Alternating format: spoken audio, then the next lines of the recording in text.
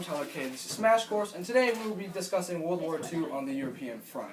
Hey, Mr. K, didn't most of the war take place in America? Why should we learn about the Europeans? From the past, the attack on Pearl Harbor, other than the attack on Pearl Harbor, no battles were actually fought on American soil. Besides Europe, the war was fought in Russia, North Africa, and Asia. As you know, the Third Reich was immensely powerful and capable of taking over many countries throughout Europe. And because of your lazy habits that you pass on to me from the past, I'll be sending it over to the Smash Course intern to speak to you about occupied countries. First of all, I would like to complain about my pay, or lack thereof. Second of all, the people of the occupied countries during World War II would like to complain about their freedoms, or lack thereof. The Nazi Party abused the citizens of the occupied countries. The Nazis took their food sources to supply their army and drafted civilians into factories and used them for agriculture in Germany. Germany planned to annex most countries once they have been well settled and corrupted by German Nazi policies. This may have been bad, but Jews faced the worst hardships. You may be thinking, that sucks, why didn't the oppressed fight back? Well, they formed many resistance groups within the occupied countries known as partisans. They were armed and harassed German soldiers and German civilians across Europe, engaging in sabotage, demolition, and other distracting acts.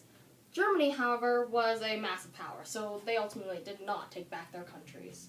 They did succeed in wearing down the German war machine, which contributed to the victory of the Allies. The conundrum? The rules here are simple. I guess conundrum. If I get it wrong, I get shocked. This morning, the British ambassador in Berlin handed the German government a final note saying that unless we heard from them by 11 a.m. that they were prepared and wants to withdraw their troops from Poland, a state of war would exist between us.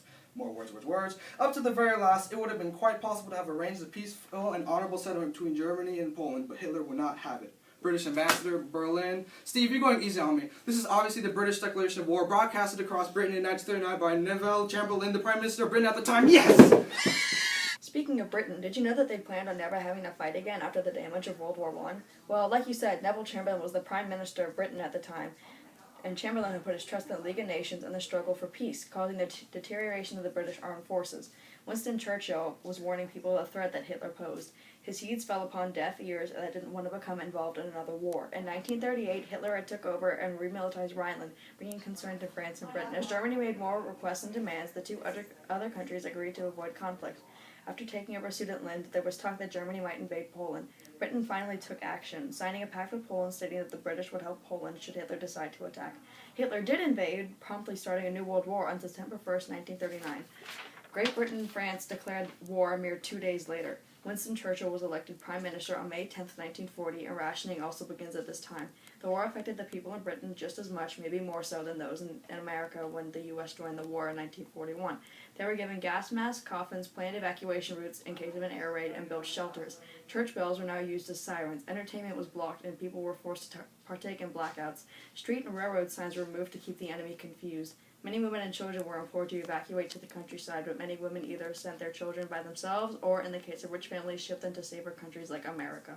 Country is the Soviet Union, which led by Joseph I Have a Cool Mustache Stalin, originally. The Soviet Union had signed a non-aggression pact with Germany on August 23rd, 1939, where both countries promised not to attack one another as long as Germany gave manufactured goods in order for the Soviet Union's raw materials. This enabled Germany to attack Poland without any Soviet interference. However, Germany only saw this as a temporary pact. Hitler signed Directive 21 on December 18, 1940, which ordered the invasion of the Soviet Union. Finally, on June 22, 1941, Nazi Germany invaded the Soviet Union. But no one messes with the great Soviet bear and gets away with it. Although the Germans won many campaigns in the USSR, they eventually came to the fateful city of Stalingrad. The Battle of Stalingrad lasted from July 17, 1941 to February 2, 1942. 500,000 Red Army soldiers died in the battle, as well as an estimated 16 million civilian deaths. The German war machine was ripped apart by the Great Soviet Bear, although the bear didn't go unscathed either. The Soviet Union began to push German forces back. Now let's go to the thought vote. Joseph Stalin was the leader of the Soviet Union from 1929 to 1953. Although he brought his country into the industrial age, he ruled with terror, killing many of his people. Stalin was very egocentric, building many statues of his likeness and naming a great variety of things after himself.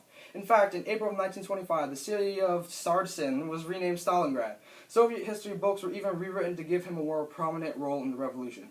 Now, as the Soviets were dying by the masses on the Eastern Front, Great Britain and the United States were slowly driving on the Western Front. Stalin was frustrated since millions of his people were dying while his capitalist allies were, well, not only capitalists, but felt that they weren't fighting on the same magnitude as his forces were. But to be fair, Great Britain and the U.S. did win the campaign in North Africa, allowing the Allies to invade Italy and force their surrender. However, Stalin still advocated for a large invasion of the Eastern Front because sharing is caring, especially when it comes to collateral damage of a world war. Seeing an opportunity to turn the tide of the war, the Americans, British, and Canadians agreed to organize a massive assault on the shores of the Normandy region of France. Yes, the Canadians agreed to put down hockey sticks and maple syrup to help. Look how valiantly they ride into the battle with horses, or moose, whatever. Good for you, Canada. Anyways, General Dwight D. Eisenhower was in charge of the invasion. Eisenhower's forces would cross the English Channel into Normandy. They codenamed the five target beaches as Gold, Juno, Sword, Utah, and Omaha. Bad weather delayed the invasion, pushing it back to 6:30 a.m. on June 6, 1944. Over 175,000 Allied troops invaded the beaches, Omaha having the heaviest resistance. At the end of the operation, over 4,000 soldiers had died and thousands more were wounded or missing. However, the Germans, due to confusion in ranks, were pushed back. The largest amphibious assault in history led to the Allied forces gaining a foothold in Europe. Eventually, Allied forces liberated the country of France and moved on towards Germany. While the Soviets were closing in also, Adolf Hitler committed suicide on April 30, 1945 to avoid the shame of defeat. Germany finally surrendered to the Allies on May 7, 1945. Oh yeah, BT dubs. The occupied countries were the Netherlands, Belgium, Luxembourg, France, Denmark, Western Poland, Norway, and Yugoslavia. That's it.